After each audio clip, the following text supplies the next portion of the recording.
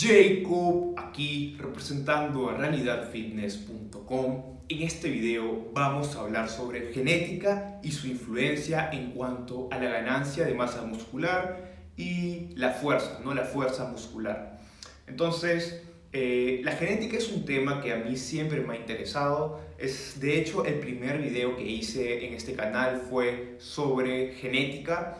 Y es porque genética es un tema que no se toca tanto como se debería ser tocado, ¿no?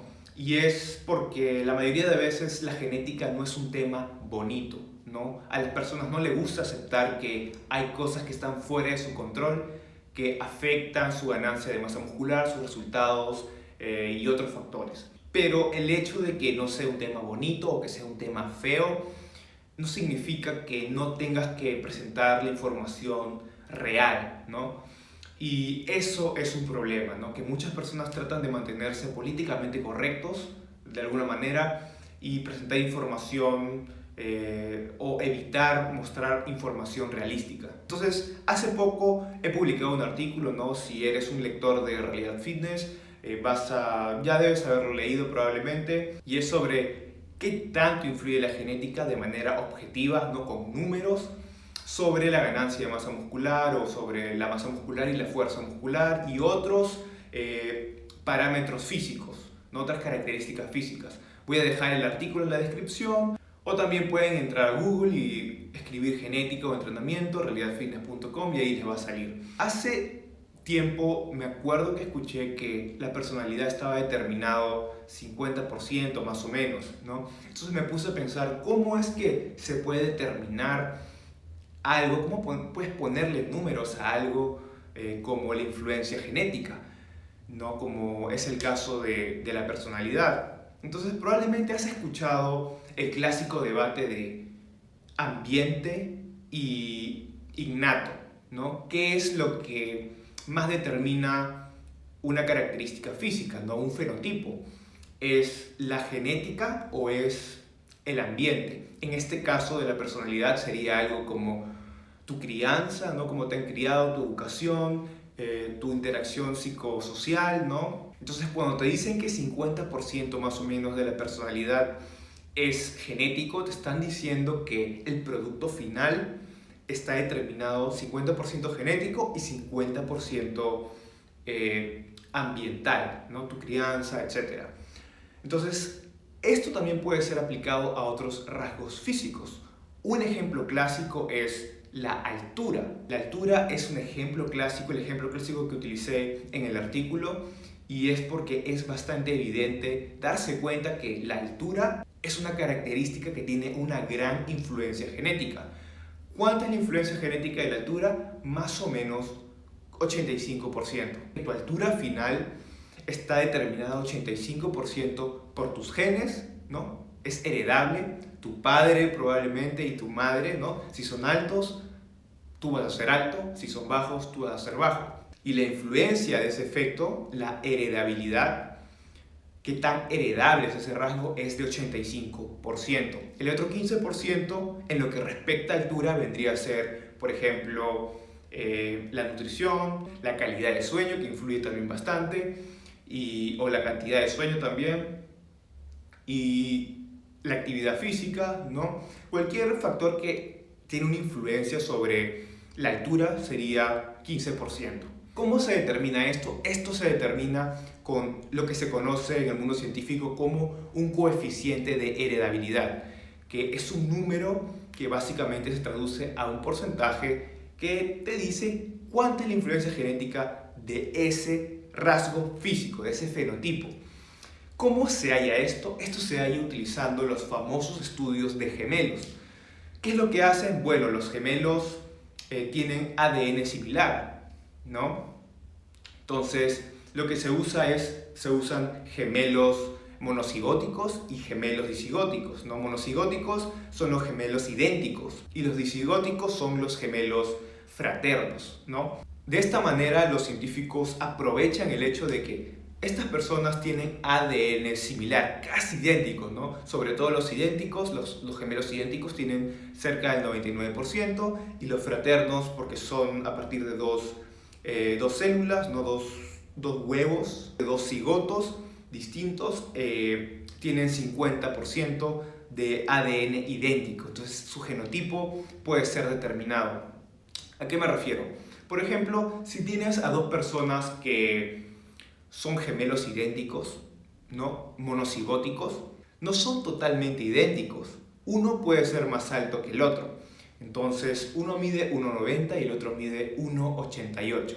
¿Qué significa en este caso? Eso significa que esos 2 centímetros de diferencia han provenido del ambiente, ya sea una mejor nutrición, ya sea una mejor calidad de sueño y cantidad de sueño, ¿no? Que es muy importante para el desarrollo en sí, el crecimiento, o mayor actividad física. Entonces, esos 2 centímetros han provenido del ambiente, porque su ADN es idéntico, deberían de haber medido lo mismo. Entonces, de esa manera puedes determinar más o menos la influencia de un carácter físico, no del fenotipo. Entonces, con los gemelos vamos a saber la influencia genética de varios caracteres. También ha sido estudiado varias cosas como capacidad aeróbica, como capacidad anaeróbica, flexibilidad, resistencia a la insulina, fuerza muscular y masa muscular, ¿no? Y todos tienen un coeficiente de heredabilidad distinto, ¿no? Hay varios estudios y no son exactos todos porque hay un margen de error en cuanto a recolección de datos, otros factores externos a simplemente el genotipo, ¿no? La variabilidad genética y el ambiente. Entonces, siempre van a haber algunos estudios con distintos valores, pero la idea es darte una referencia general de cuánto está influyendo la genética sobre ese rasgo. Entonces, en el artículo he puesto toda una lista de varios de estos rasgos, ¿no? Flexibilidad, poder explosivo, coordinación muscular, varias características distintas. Entonces vamos a lo que nos importa: cómo podemos saber que la fuerza muscular y la masa muscular es genético, tiene un componente genético. Hubo un estudio de Silventoinen, espero haberlo dicho bien, donde se midió la fuerza de agarre. No, la fuerza de agarre es una medida muy buena porque te da un índice de fuerza general, ¿no? No solo están midiendo la fuerza de tu mano, sino al medir la fuerza de agarre te está dando una idea general de la fuerza total, ¿no? La cual está relacionada con otros parámetros de fuerza como extensión de codo, extensión de rodilla. Entonces, en este estudio es clásico porque la población de muestra fue increíblemente grande. ¿Cuántos fueron en la población? Fueron más de 1 millón de gemelos. 1 millón de gemelos, 1.100.000 me parece. Entonces, 1.100.000 gemelos hombres, los cuales se midieron la fuerza de agarre. ¿Qué se vio? Que los valores de fuerza eran de... ¿no? Newtons es la unidad de fuerza y hubo una discrepancia de entre 50 newtons y 999 newtons. Y estos eran personas que nunca habían entrenado. Entonces, puedes ver la fuerza, la gran diferencia de fuerza simplemente innata, heredada, que puede tener una persona. Y algunas personas, me parece 100 personas, fueron tan fuertes que rompieron el dinamómetro, ¿no? El instrumento para medir la fuerza de agarre. Y si le ponemos números a esto, podemos decir que algunas personas eran 20 veces más fuertes que otras personas, ¿no? 20 veces, cerca de 20 veces más fuerte que algunas personas, ¿no? Entonces los más débiles eran 20 veces más débiles que los más fuertes, ¿no? Entonces así puedes ver la discrepancia de fuerza innata, heredada de algunas personas. Y el coeficiente de heredabilidad encontrado fue de 0.62. Eso significa que 62% de la fuerza encontrada era atribuible a la genética, ¿no?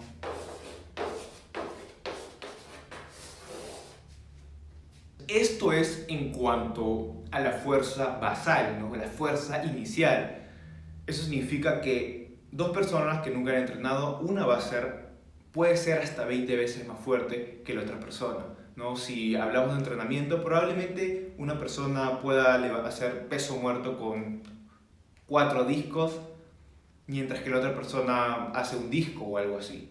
Entonces, su primera vez en el gimnasio, por si acaso. Y no solo es en cuanto a fuerza inicial, sino que también se ha visto el coeficiente de heredabilidad de la fuerza en cuanto a ganancia de fuerza, y se ha visto que ha sido de 0.46, ¿no? Entonces 46%.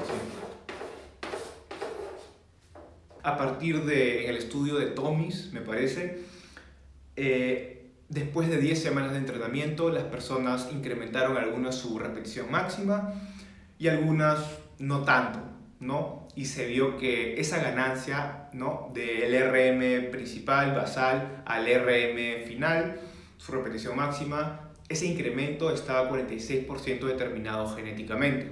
Ahora, todo esto es en cuanto a fuerza. Ahora, sabemos que la fuerza y la masa muscular están correlacionadas muy fuertemente, ¿no? No son perfectas porque hay otros factores como por ejemplo el ángulo de penetración y esas cosas, pero es un muy buen indicador la fuerza y la masa muscular. Entonces nosotros podríamos decir que alrededor del 50% por lo menos es atribuido a la genética en cuanto a masa muscular, ¿no?, usando valores aproximados, pero también se ha medido la heredabilidad de la masa muscular. Ahora, la masa muscular es un poco más complicado de determinar exactamente porque es imposible determinar cuánta masa muscular una persona tiene. A diferencia de lo que la mayoría de personas piensa que, bueno, he ganado 2 kilos, entonces he ganado 2 kilos de masa muscular, no funciona así. La verdad es que determinar cuánto músculo tiene una persona es un proceso muy complicado. Entonces, hay 3 maneras de determinar la masa muscular, ¿no? En cuanto a los estudios de heredabilidad, por lo menos, hay una que es a través de la masa magra, ¿no? Lean body mass. De esta manera uno puede aproximar cuánto de masa muscular es heredable, ¿no? Porque la masa magra no es músculo, ¿no? Es todo lo que no sea grasa. Eso incluye, por ejemplo, tus órganos, incluye tus huesos, incluye cuánta agua estás cargando. Entonces la masa muscular solo es un componente de la masa magra. El coeficiente de heredabilidad es más o menos de 70%. Esto es en cuanto a masa magra. Ahora, otra manera es viendo el área de corte transversal de los músculos, ¿no? Que básicamente tienes un músculo y mides el corte, ¿no?, el área de eso. Entonces estás midiendo esto. Si lo giras, ¿no?, lo ves así. Entonces, mediante ultrasonido se determina el tamaño del músculo. Entonces, basados en esta medida, se ha visto que hay una heredabilidad de 85%, bastante alta. Hay otra manera que es de manera directa, que involucra varias medidas de rayos X, ¿no?, de exámenes DEXA, de densiometría, y otros mecanismos que involucran un poco más de genética, que son más recientes. Y en esta masa muscular directa, la manera en que lo miden, se determinó que es de 70% más o menos. Entonces, más o menos, entre todos los estudios se ha visto que el componente genético de la masa muscular es de 75%. 75% es la heredabilidad, ¿no? Entonces, tienes que recordar, por ejemplo, algo como la altura, que tiene una heredabilidad de 85%, y la masa muscular tiene uno de 75%, entonces es bastante alto. Ahora, algo que tiene que quedar claro es que cuando hablamos de masa muscular, ¿no?, el componente genético, que es 75%, no estamos hablando del potencial, estamos hablando de la masa muscular inicial, basal, ¿no? Entonces, eso significa que 2 personas que nunca han entrenado en su vida, nunca han puesto un pie en un gimnasio, una persona va a tener mucha más masa muscular que la otra persona solo porque sí, porque genéticamente tiene más masa muscular. Entonces, ¿a qué se debe esto? No es algo todavía confirmado, digamos, pero lo que se especula y lo que más o menos explico en en el artículo es que puede ser a consecuencia del número de fibras, ¿no? Hay estudios que han visto una gran discrepancia entre el número de fibras de un grupo determinado, un grupo muscular determinado. Por ejemplo, entre varios cadáveres, una persona no haciendo recuento de fibras musculares puede tener más del doble de fibras musculares en un mismo músculo. Y una vez que ya estás en la etapa adulto, tu número de fibras está básicamente fijo, ¿no? No existe hiperplasia a gran medida. La manera en que crece un grupo muscular va a ser a través de la hipertrofia, no el crecimiento de las fibras. Entonces es probable que el número de fibras es lo que está determinando esta masa muscular inicial. Entonces hay personas que tienen más masa muscular inicial porque tienen más número de fibras musculares. Y esto puede ser dependiente del músculo. Esto puede significar también personas que tienen un buen grupo muscular, que simplemente tienen más fibras en ese grupo muscular, ¿no? Y otros que tienen menos fibras en ese grupo muscular y siempre será su punto débil, digamos. Entonces esto puede explicar también la gran diferencia entre la fuerza, ¿no? Personas que tienen más fibras musculares van a tener más fuerza. Y también, no solo eso, sino que personas que tienen más fibras musculares van a tener más potencial de hipertrofia. Entonces las personas que empiezan con más masa muscular inicial tienen un potencial más grande de crecimiento muscular, porque tienen más fibras que hipertrofiar. Entonces, ¿cuál es la traducción de esto al mundo real?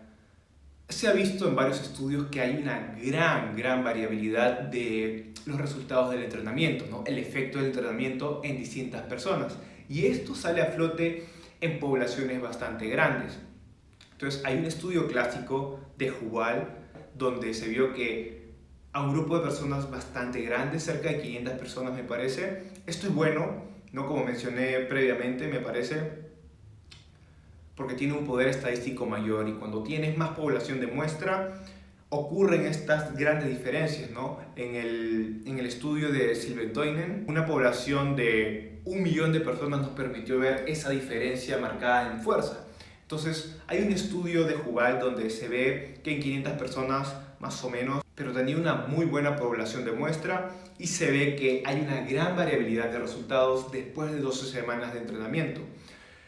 Algunas personas en el mismo programa de entrenamiento ganaron cerca de 50, voy a poner algunas gráficas, cerca de 59%, ¿no? En el programa de entrenamiento después de las 12 semanas, pero algunas personas ni siquiera ganaron masa muscular, ¿no? Entonces, esto fue como que el límite superior máximo, ¿no? De ganancia muscular, 59% de hipertrofia. Y acá estaban las otras personas, ¿no? Algunas personas ganaron 20%, otras 25%, otras 30%, pero hay algunas personas que perdieron masa muscular, ¿no? Me parece menos 2%, hubo algunas personas que perdieron masa muscular, que no ganaron casi nada en el mismo programa de entrenamiento. Y todo esto se le atribuye a la genética, ¿no? También en cuanto a fuerza, se vio que algunas personas ganaron hasta 250% de fuerza, ¿no? En el límite superior, y algunas personas no ganaron fuerza, se quedaron en 0%, ¿no? Su repetición máxima no cambió. Y en las gráficas que voy a poner en el video, también puedes verlas en el artículo, te vas a dar cuenta de que hay algunas personas, ¿no? Esta es la gráfica, la mayoría, ¿no? Esta es hipertrofia, el área transversal del músculo, y vas a ver que hay personas que la mayoría están acá, ¿no? Eso significa que han ganado, por ejemplo, entre 30%, 20%, pero hay algunas personas que están acá y otras personas que están acá, ¿no? Entonces estos son lo que se conoce como, en práctica, se conoce como anomalías genéticas, ¿no? Gente que genéticamente tiene una respuesta muy distinta a otras personas, a la mayoría de personas. Entonces, sí, hay variabilidad genética, las personas ganan distintas cantidades en el mismo programa de entrenamiento, pero hay personas que tienen unos resultados o increíbles o muy pobres en el mismo programa de entrenamiento. Y todo eso se atribuye a la genética, ¿no? En parte puede ser por la estructura, ¿no? La estructura física también es un indicador de tu genética, puede ser el número de fibras. Lo que tiene que quedar claro es que la genética juega un gran papel en cuanto a ganancia muscular y en cuanto a fuerza muscular, ¿no? También otras cosas como tu capacidad aeróbica, tu capacidad anaeróbica. Estas cosas son estudiadas y puedes verlas de manera objetiva, ¿no? Ya vimos masa muscular 75% genético, la altura 85% genético. La fuerza muscular más o menos está entre 55%, no puedes ver en el artículo toda la lista. Y esto es para que te des cuenta, ¿no? La influencia genética es muy alta. No es bonito saber estas cosas, pero es la realidad, ¿no? Tenemos que ver las cosas por lo que son, no porque seas bonito o porque seas feo, voy a tender a cambiar la realidad. Así no funciona, te guste o no. Entonces, si quieres más información sobre la genética, puedes ver el artículo en la descripción del video o puedes poner en Google genética o entrenamiento, realidadfitness.com, donde estoy más activo en mi página de internet y hay más números, hay más datos, hay más estudios, pero son muchos números para YouTube, ¿no? Entonces trato de mantenerlo un poco a raya por esa parte y me da flojera también escribir tantos datos.